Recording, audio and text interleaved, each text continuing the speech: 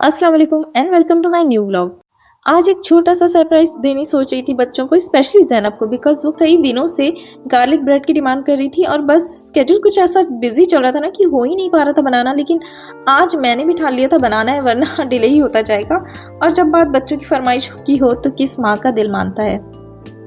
सबसे पहले तो यहाँ 2 बोल मैंने मैदा ले लिया है।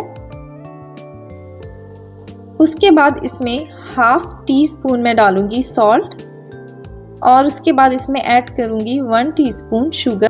बिकॉज जो गार्लिक ब्रेड का ब्रेड होता है वो थोड़ा सा शुगरी होता है, थोड़ा सा लाइट स्वीट होता है, अच्छा लगता है टेस्ट उसका। तो इसमें इसके बाद हम लोग शुगर ऐड करेंगे और उसके बाद मैं इसमें ऐड करूंगी ईस्ट। 1 टेबल स्पून यहाँ पर हमें ड्राई इंस्टेंट ईस्ट लेना है, वो ऐड कर देना है। जिस तरह से हम लोग पिज़्ज़ा बेस बनाते हैं और पहले ही ईस्ट को अलग से वाटर में सोक करके प्रिपेयर करते हैं, ऐसा करना ज़रूरी नहीं है। आप डायरेक्टली इसमें डाल सकते हैं, उस तरीके से भी कर सकते हैं, इस तरीके से भी कर सकते हैं। तो ऐसा कुछ नहीं है कि कुछ डिफरेंस हो जाएगा तो ख़राब हो जाएगी रेसिपी या डो नहीं बनेगा, ऐसा कुछ नहीं है।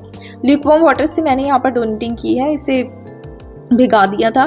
और कई लोग वैसे ल्यूकवार्म मिल्क भी यूज़ करते हैं, तो आप वो भी यूज़ कर सकते हैं, बट मुझे ऐसी कोई नीड नहीं लगती, सेम ही टेस्ट होता है। इस तरह से भी आप कर सकते हैं। उसके बाद यहाँ पर ये 2 चिकन के ब्रेस्ट पीसेस मैंने ले लिए, इसे हाफ पीसेस में कट कर लूँगी। यहाँ पर जो मैं गार्लिक ब्रेड आज बनाने वाली हूँ, इसमें छोटा सा एक चिकन का ट्विस्ट भी आज देने वाली हूँ मैं, तो बस देखते रहे। काफ़ी दिनों से ये 2 पीसेस मेरे पास बचे रखे थे और समझ ही नहीं आ रहा था कि इसे किस तरह से यूज़ करूं, क्योंकि 2 पीसेस का कुछ बनता भी नहीं है। आप क्या ही बना लेंगे, जो भी चीज़ बनती है, लाइक अगर आप कोई कबाब बना रहे हैं चिकन के या टिक्का बना रहे हैं, तो ये सारी चीज़ें प्लेंटी ही अच्छी लगती हैं, लोग खाते भी ज़्यादा हैं ये सब चीज़ें। अब 2 पीसेस का तो वही है कि मैं सोच ही रही थी किस तरह से इसे यूज़ करूं, ये यूज़ हो जाए। और बस आज सोचा कि थोड़ा सा इसके टेस्ट को चेंज करते हैं, गार्लिक ब्रेड के टेस्ट को, और बनाते हैं इसे चिकन ट्विस्ट के साथ। तो उसी की प्रिपरेशन ये है। ये सबसे पहले तो इसे कुक कर लूँगी पैन में। और ये देखिए लग भी गया था ये कुक होने के साथ साथ, क्योंकि मैं अपने थोड़ा कामों में बिजी हो गई थी, तो बस चेक करना भूल गई। इसे ठंडा होने के बाद चॉपर में डालकर आप चॉप करना है, लेकिन ऐसे ही नहीं चॉप करूँगी। साथ में मैंने 2 हरी मिर्ची भी डाल दी हैं, ताकि थोड़ा सा इसमें हॉटनेस आ जाए, थोड़ी सी तेज़ी आ जाए, तो वो अच्छा लगेगा। और हम इंडियंस को ना सच में मिर्च मसालों के बिना कोई चीज़ ना अच्छी नहीं लगती है, टेस्ट नहीं देती है। वैसे बहुत सारे स्पाइसेस या मसाले मैंने नहीं डाले हैं यहाँ पर, और डालना भी नहीं है, बस हरी मिर्ची ऐड कर दी है ताकि थोड़ी सी तेज़ी आ जाए, तो बड़ा चटपटा सा अच्छा सा टेस्ट इसका हो जाएगा। और 4 गार्लिक के क्लोव्स ले लिए थे, उसे भी अच्छी तरह से चॉप कर लें। आपके पास कोई टूल है, कोई स्मॉल चॉपर वगैरह है, तो उसमें डालकर भी आप कर सकते हैं। वैसे मैं इतने गम गार्लिक के लिए तो चॉपर, जो स्मॉल चॉपर्स होते हैं, वो भी नहीं यूज़ करती हूँ, बाद में क्लीनिंग में बड़ी मुश्किल हो जाती है। ये बटर था जिसे पहले ही मैंने रूम टेम्परेचर पे निकाल के रख दिया ताकि वो सॉफ्ट हो जाए। बिकॉज जो अब हम लोग बेस में लगाने के लिए बटर का बैटर रेडी करेंगे, इसका एक पेस्ट बनाएंगे ना, तो उसके लिए सॉफ्ट बटर होना बिल्कुल ज़रूरी है, अदरवाइज़ आपको मिक्सिंग में ना बहुत प्रॉब्लम होगी। उसमें मैंने ऑरिगेनो डाल दिया, ब्लैक पेपर डाल दिया, सॉल्ट डाल दिया है, और इसे अब मिक्सिंग करना स्टार्ट कर दें। यहाँ पर ये मुझसे गलती हुई कि मैंने विस्क ले लिया, विस्क की हेल्प से मैंने यहाँ पर मिक्सिंग स्टार्ट कर दी थी और बुरी तरह वो सारा बटर जाके उसमें फंस गया। बाद में मुझे क्लीनिंग करने में बड़ी मुश्किल हुई, तो मैंने फिर चेंज किया, फॉर्क लिया, फॉर्क की हेल्प से मिक्सिंग स्टार्ट की इसकी। और आप लोग भी या तो स्पून या फॉर्क से ही मिक्स करें। यहाँ पर जो मैदा हम लोगों ने डालकर रख दिया था, ईस्ट और सारी चीज़ें डालकर इसे रफली गूंद कर बस ऐसी तरह से रख दिया था, वो भी इसमें भी अच्छी तरह से फर्मेंटेशन हो चुका था। और अब इसे अच्छी तरह से सॉफ्ट करना है, बहुत इस डो को मसाज देना है, बिकॉज इसी से डो सॉफ्ट बनेगा और उसमें किसी भी तरह की कोई लम्स नहीं रहना चाहिए, ताकि बिल्कुल इवन ब्रेड बने और फ्लफ़ी भी बने। अब प्रिपरेशन करते हैं रोटी की। रोटी बनाना है सबसे पहले, तो इसे मैंने जो 2 बोल मैदा बनाया हुआ था, इसका आटा बनाया हुआ है, उसे हाफ पीसेस में डिवाइड कर लिया था। एक हाफ पार्ट मैंने ले लिया है और उसका हाफ पार्ट अभी रखा हुआ है। तो इसकी सबसे पहले मैं यहाँ पर ब्रेड बनाऊंगी और उसके लिए रोटी बना रही हूँ। सबसे पहले तो इसको फ्लैट कर लें, अच्छी तरह से डालते जाएं, और इसके बाद इसे ओवल शेप देना है, गोल नहीं रखना है। बिकॉज हम जो गार्लिक ब्रेड बना रहे हैं वो थोड़ा सा डिफरेंट शेप के साथ एंड डिफरेंट टेस्ट के साथ बना रहे हैं, तो बस देखते जाएं। आई एम टेलिंग यू कि अगर थोड़ा भी किसी रेसिपी में आप चेंज करें ना, थोड़ा सा इसका शेप या पैटर्न ही चेंज कर दें, तो उसमें टेस्ट भी लिटरली डिफरेंट फील होने लगता है। हाउएवर ऐसा होता नहीं है, बट ये एक ह्यूमन साइकोलॉजी है बस। अब यहाँ पर जो चिकन मैंने प्रिपेयर किया था, बारीक चॉप कर लिया था, उसे स्प्रेड करना है। उसके बाद इस पर हम डालेंगे अब मोज़रेला चीज़। यही था हमारा चिकन ट्विस्ट जो कि इसमें ऐड हो चुका है। अब इसके अच्छी तरह से स्टैंडिंग लाइंस में इसे कट कर लें, इस तरह से स्ट्रिप्स बना लें।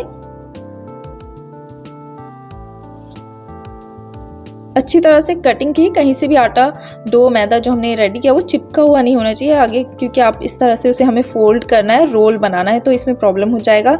बहुत ही ख्याल से केयरफुली इसे धीरे धीरे रोल करते जाएं। ये देखिए, रोल होने के बाद साइड्स के जो एजेस हैं उससे भी पैक कर दें, और मैदा है तो वो बहुत जल्दी स्टिक हो जाता है, अच्छी तरह से पैक हो जाएगा। इसी तरह से अब हमें इसके रोल्स बना के रखने हैं एक साइड में। फिलिंग्स अगर गिर रही है तो उठा के उसमें डालते जाएं और धीरे धीरे इसे रोल कर लें।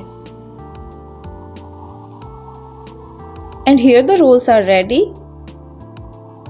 Now it's time to bake.